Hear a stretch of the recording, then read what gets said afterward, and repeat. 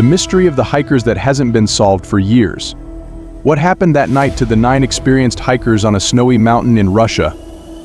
It's me, Frankie, and yes, that's true.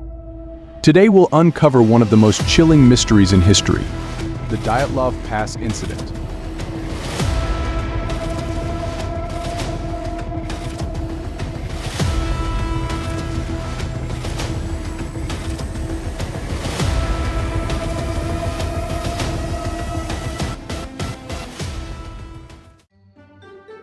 On January 23, 1959, a group of hikers decided to head out on an expedition across a mountainous region of Western Soviet Union. The group consisted of 10 experienced men and women greatly familiar with the Siberian wilderness.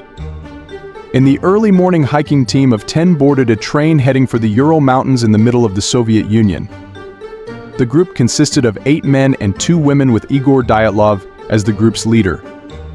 He kept a diary with him where he meticulously recorded news as it happened, moment by moment. As the train slowly advanced deep into the mountainous Siberian taiga, the group diary received a final entry. "I wonder what awaits us on this hike. Will anything new happen?" Over the next few days, the group continued to switch between various modes of transportation. They first took a bus, then a truck, followed by a horse and sleigh, and eventually proceeded on foot and skis. On January 28th, one of the hikers, Yuri began to feel quite ill and eventually decided to turn back. It would be the last time he saw his friends alive. As they parted ways, the remaining group of 9 continued with their planned journey. The group resumed their expedition across the snow-covered outback and documented everything of note using diaries as well as multiple cameras. Up until now, the recovered photos and journal entries seemed completely normal to the investigation team.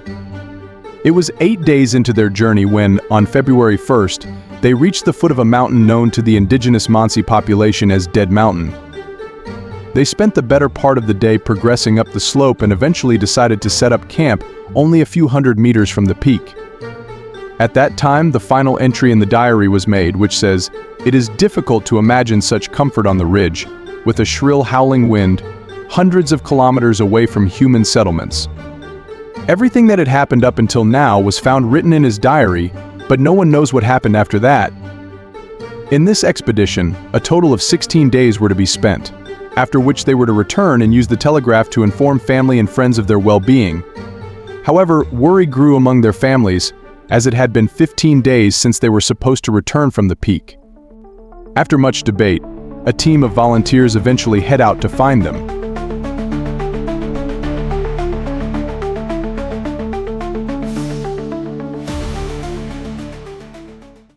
On February 26th, the search party finally located the camp on the slope. As soon as they saw the tent, they immediately knew that something had gone horribly wrong. The tent was in shambles, covered by a thin layer of snow. The hikers' belongings and equipment were found neatly placed inside, but the tent itself had been slashed open from the inside with a knife. It felt as if something had gone wrong inside the tent, forcing them to tear it open and flee. The next day, they began finding the hikers. Near the opening of the torn tent, they discovered some footprints in the snow leading down the mountain. The footprints uncovered by the investigation suggested that they descended the slope in a calm and orderly manner, rather than fleeing in panic. The footprints were traced by investigators for about half a kilometer from the tent until the trail was completely covered by snow. They followed the trail's direction and, beneath a large cedar tree at the edge of the forest, next to the remains of an improvised campfire, they discovered the frozen bodies of Yuri Doroshenko and Yuri Krivonishenko.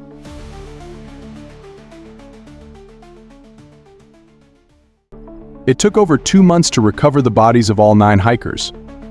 The first 2 bodies were found severely underdressed, lacking jackets, pants, gloves, hats, boots, or any other clothing suitable for the frigid climate. They were wearing only light shirts, underpants, and socks. This was astonishing for the investigation team, given that at the time of their death, temperatures would have been around 30°C-22 def. The investigators found signs of damage on the cedar tree, as if someone had climbed it, with branches broken up to 5 meters high. They speculated that the hikers might have been trying to locate the tent in the pitch black darkness, or perhaps seeking to hide from someone or something. The next 3 hikers were found at varying distances between the tent and the tree, covered by a few centimeters of snow. They were better dressed than the previous 2, but still lacked essential items such as boots, hats, and gloves. All 3 were discovered facing the direction of the tent, as if they had been struggling to return at the moment of their deaths. Although some of them had sustained minor injuries, doctors determined that hypothermia was the cause of death. The last 4 hikers were found at the bottom of a small hill, buried under 3 meters of snow. Their exact location was 75 meters from the tree, in the opposite direction from the tent. 3 of the hikers had sustained lethal injuries. 1 had a fractured skull, while 2 others had multiple broken ribs and suffered massive internal bleeding. The medical examiner believed these injuries were the result of a fall, comparing them to those from a car crash. The injuries had been inflicted while they were still alive and could not have been caused by another person. Additionally, 2 of the hikers were found with gaping eye sockets, and 1 of the women had a missing tongue. The 4th hiker had a broken nose and a deformed neck, but had died from hypothermia. The mysterious aspect was that 3 items found at the crime scene, 2 t-shirts and a pair of pants, had been contaminated with radioactive material. On May 28th, the criminal case was closed with a cryptic and incredibly vague conclusion. The investigators wrote in their final report, "The cause of death was an unknown compelling force that the hikers were unable to overcome." This explanation was far from satisfying and barely constituted a conclusion. Family and friends of the hikers began to raise their voices against the hypothermia explanation.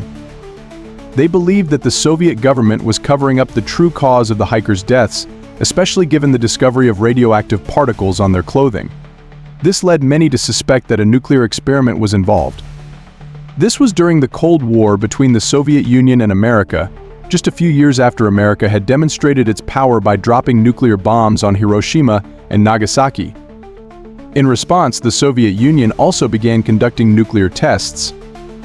Many people believed that the Soviet Union had secretly conducted a nuclear test on the mountain, and that radiation from this test led to the deaths of the 9 hikers. Through radiological studies and claims, the only explanation given in the report was, the clothes were contaminated as radioactive dust fell from the atmosphere, or the clothes became susceptible to contamination when in contact with radioactive substances. However, if the contamination wasn't due to environmental factors, there might be an alternative explanation. Kolevatov had previously worked at a facility developing nuclear materials, and Krivonischenko had worked at a top-secret plutonium production plant for nuclear weapons. The 3 articles of radioactive clothing belonged to Kolevatov and Krivonischenko.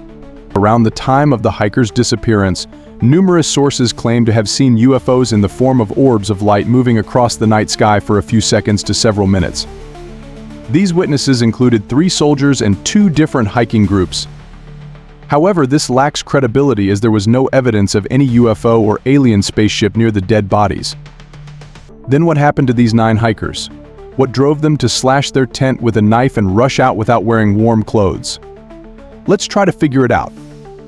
A photo of their tent shows the exhaust pipe of the internal stove protruding from the entrance.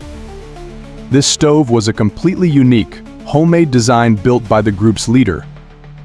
They had used the stove on the night of the incident, as partially eaten pieces of fried ham and bacon were found inside the tent. Perhaps, after disassembling the stove and removing the exhaust pipe, the embers inside the stove accidentally reignited. Without the exhaust pipe, smoke would have filled the tent in seconds. As they tried to control the flame, they cut a few holes at the top of the tent to vent the smoke. When that didn't work and breathing became increasingly difficult, they slashed open the side of the tent and escaped in a state of panic. There's even evidence to support this theory. Several members of the group were found with burn marks on both their bodies and clothing. Some of them were also found with blood around their mouths, and coughing up blood could be a symptom of smoke inhalation. After escaping, they began to walk calmly, searching for shelter. They already knew of a shelter in the woods, so they reached the forest and immediately set out to build a fire. Some climbed the tree and scavenged the surrounding area, while the 4 who were more properly dressed ventured deeper into the forest to gather more wood. About 75 meters from the tree, 4 of them triggered a minor avalanche, which carried them over the edge of a ravine with a drop of about 3 meters. This resulted in severe injuries. 3 of the remaining 5 hikers decided to return to the tent, but became exhausted and froze to death. The remaining 2 hikers, who were near not wearing any warm clothes, slowly froze to death around the fading flame.